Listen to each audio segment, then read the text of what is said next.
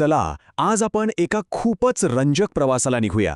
हा प्रवास आहे एका मुलाचं मन कसं घडतं हे समजून घेण्याचा. स्विस मानसशास्त्रज्ञ जीन पियाजे यांनी आपल्याला सांगितलं की मुलांचं मन हे फक्त माहितीने भरलं जात नाही, तर ते घडवलं जातं. मग ते विचार करायला शिकतात तरी कसे? चला हेच तर आपल्याला आज जाणून घ्यायचं आहे. तर पियाजेच्या एका महत्त्वाच्या विचारानेच सुरुवात करूया. ते म्हणतात, शिकणं म्हणजे मूल आणि त्याच्या आजूबाजूच्या वातावरणात होणारी एक सक्रिय क्रिया आहे. याचा सरळ सरळ अर्थ असा की मूल म्हणजे कोणीतरी माहिती शोषून घेणारा स्पॉन्ज नाहीये, अजिबात नाही. उलट ते तर एक लहान शास्त्रज्ञ आहे जे आपल्या जगाला सतत शोधत असतं आणि त्याचा अर्थ लावत असतं. बरं, तर आजच्या या चर्चेत आपण काय काय पाहणार आहोत? सगळ्यात आधी आपण बघू की मूल म्हणजे रिकामं भांडण नाही, ही संकल्पना काय आहे. मग मन नक्की कोणती साधनं वापरतं ते पाहू. त्यानंतर वाढीचे 4 महत्त्वाचे टप्पे समजून घेऊ. पियाजे यांच्या विचारांचा वर्गात कसा उपयोग होतो ते बघू. आणि शेवटी पियाजे यांच्या सिद्धांताच्या पलीकडे जाऊनही थोडा विचार करू. चला तर मग सुरुवात करूया त्या एका मूलभूत संकल्पनेपासून जी शिकण्याकडे बघण्याचा आपला दृष्टिकोनच पूर्णपणे बदलून टाकते.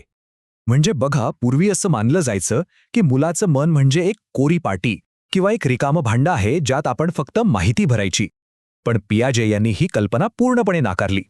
ते म्हणाले की नाही, मन हे एक सक्रिय बिल्डर आहे, एक निर्माता आहे जे स्वतःच्या अनुभवांमधून स्वतःचं ज्ञान तयार करतं. मुलं जणू वास्तवाबद्दल स्वतःचाच एक सिद्धांत तयार करत असतात. ओके, मग जर मुलं ज्ञानाचे निर्माते असतील तर त्यांची साधनं कोणती? म्हणजे मन नक्की कोणत्या गोष्टी वापरून हे सगळं ज्ञान तयार करतं?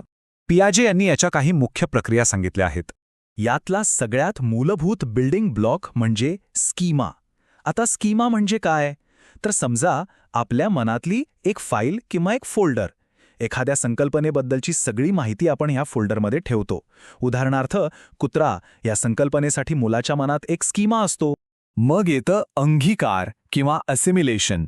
यात काय होतं तर मूल एखादी नवीन गोष्ट पाहिल्यावर तिला आधीपासून तयार असलेल्या फोल्डरमध्ये बसवण्याचा प्रयत्न करतं. पण कधीकधी नवीन गोष्ट त्या जुन्या फोल्डरमध्ये बसतच नाही. मग मनाला अकॉमोडेशन किंवा समायोजन करावं लागतं. म्हणजे एकतर त्या फोल्डरमध्ये बदल करावा लागतो किंवा मग एक पूर्णपणे नवीन फोल्डरच तयार करावा लागतो. आणि या सगळ्या प्रक्रियेला जी गोष्ट चालना देते ती म्हणजे समतोल किंवा इक्विलिब्रेशन. आपलं मन नेहमीच संतुलन आणि सुसूत्रता शोधत असतं. आणि हे सगळं प्रत्यक्षात कसं घडतं हे खूपच इंटरेस्टिंग आहे.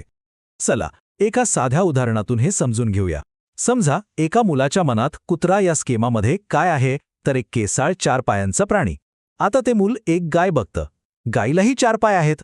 मग ते मूल अंगीकार करतं आणि तिला मोठा कुत्रा म्हणतं. पण मग त्याला कुणीतरी समजावून सांगतं की अरे नाही, हिला 4 पाय असले तरी हा कुत्रा नाही, ही गाय आहे. मग होतं समायोजन. मुलाच्या मनात गाय नावाचा एक नवीन स्कीमा, एक नवीन फोल्डर तयार होतो आणि आता त्याचा समतोल साधला जातो. जगाबद्दलची त्याची समज आता अधिक स्पष्ट आणि अचूक झाली आहे. तर मग ही ज्ञान तयार करण्याची प्रक्रिया वयानुसार कशी बदलते? पियाजे यांच्या मते ही प्रक्रिया 4 वेगवेगळ्या टप्प्यांमधून पुढे जाते. चला पुढच्या स्लाइडवर जाऊया आणि हे टप्पे कोणते आहेत ते पाहूया. पियाजे यांनी असं सांगितलं की आपण सगळेच या 4 टप्प्यांमधून एका विशिष्ट क्रमाने जातो. प्रत्येक पुढचा टप्पा हा मागच्या टप्प्यावर आधारलेला असतो. जन्मापासून 2 वर्षांपर्यंत संवेदीकारक अवस्था, मग 2 ते 7 वर्षांपर्यंत क्रियापूर्व अवस्था, 7 ते 11 वर्षांपर्यंत मूर्त क्रियात्मक अवस्था आणि शेवटी 11 वर्षांनंतर औपचारिक क्रियात्मक अवस्था. अगदी सुरुवातीला म्हणजे पहिल्या टप्प्यात शिकणं हे पूर्णपणे शारीरिक असतं. बाळ त्याच्या इंद्रियांद्वारे आणि हातापायांच्या हालचालींमधून जग शिकतं. पण इथे एक खूप मोठा मैलाचा दगड गाठला जातो, तो म्हणजे वस्तुस्थायित्व. म्हणजे काय तर एखादी वस्तू डोळ्यासमोरून बाजूला केली तरी तिचं अस्तित्व संपत नाही हे त्या बाळाला समजू लागतं. मग येतो दुसरा टप्पा, जिथे भाषा आणि प्रतिकात्मक विचार खूप वेगाने वाढतात. पण इथला विचार हा खूप आत्मकेंद्रीय असतो. म्हणजे मुलांना असं वाटतं की जसं त्यांना दिसतंय तसंच सगळ्यांना दिसत असेल. दुसऱ्याच्या दृष्टिकोनातून विचार करणं त्यांना अजून जमत नाही. आणि यामुळेच पियाजे यांनी शोधलेला तो प्रसिद्ध प्रश्न येतो. विचार करा, एका लहान आणि रुंद ग्लासमध्ये पाणी आहे. तेच पाणी जर एका उंच आणि अरुंद ग्लासमध्ये ओतलं तर पाण्याच्या प्रमाणात काही बदल झाला का? या प्रश्नाचं अचूक उत्तर देण्याची क्षमता म्हणजे तिसऱ्या मूर्त क्रियात्मक टप्प्याची सुरुवात. इथे मुलांमध्ये तार्किक विचार करण्याची क्षमता येते. त्यांना संवर्धन किंवा कॉन्झर्वेशन सारख्या संकल्पना समजू लागतात. म्हणजे ग्लासचा आकार बदलला तरी पाण्याचं प्रमाण तेवढंच राहतं हे त्यांना कळतं. आणि मग येतो शेवटचा, चौथा टप्पा. इथे विचारांची झेप खूप मोठी असते. विचार आता फक्त दिसणाऱ्या गोष्टींपुरता मर्यादित राहत नाही, तर तो अमूर्त संकल्पनांपर्यंत पोहोचतो. बीजगणित, नैतिकतेवरचे गुंतागुंतीचे प्रश्न, अशा गोष्टींवर विचार करण्याची क्षमता याच टप्प्यात विकसित होते.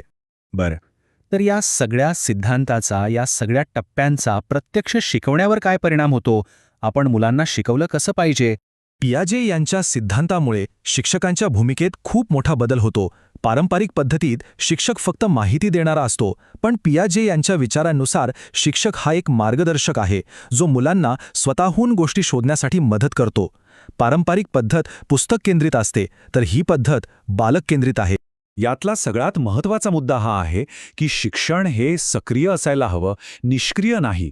मुलांना स्वतः करून शिकायला, स्वतः शोध घ्यायला प्रोत्साहन द्यायला हवं. पाठांतर करण्याऐवजी किंवा फक्त ऐकून घेण्याऐवजी जेव्हा मुलं स्वतः कृती करतात, तेव्हा ते त्यांचं ज्ञान स्वतः घडवतात. आता हा सिद्धांत जरी क्रांतिकारी असला तरी आधुनिक मानसशास्त्राने त्याच्या काही मर्यादाही दाखवून दिल्या आहेत. टीकाकार असं म्हणतात की पियाजे यांनी सामाजिक आणि सांस्कृतिक घटकांकडे थोडं कमी लक्ष दिलं. म्हणजे मुलं ज्या समाजात वाढतात त्याचाही त्यांच्या विकासावर खूप प्रभाव पडतो. त्यांनी भावनिक विकासावरही जास्त भर दिला नाही. आणि हे जे टप्पे आहेत ते कदाचित पियाजे यांनी सांगितल्या इतके कठोर आणि सगळ्यांसाठी सारखे नसतील. पण या सगळ्या टीका असून सुद्धा पियाजे यांचा मूळ विचार आजही तितकाच शक्तिशाली आहे. त्यांचं सर्वात मोठं योगदान हेच आहे की त्यांनी आपल्याला दाखवून दिलं की मुलांचं मन हे मोठ्या माणसांच्या मनाची छोटी प्रतिकृती नाही. ते एक असं जग आहे जे सतत घडत असतं, ज्याचं बांधकाम सतत सुरू असतं.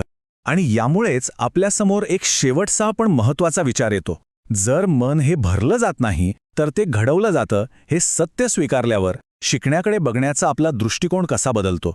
एक पालक म्हणून, एक शिक्षक म्हणून किंवा आयुष्यभर शिकणारे विद्यार्थी म्हणून आपली भूमिका नक्की काय असली पाहिजे?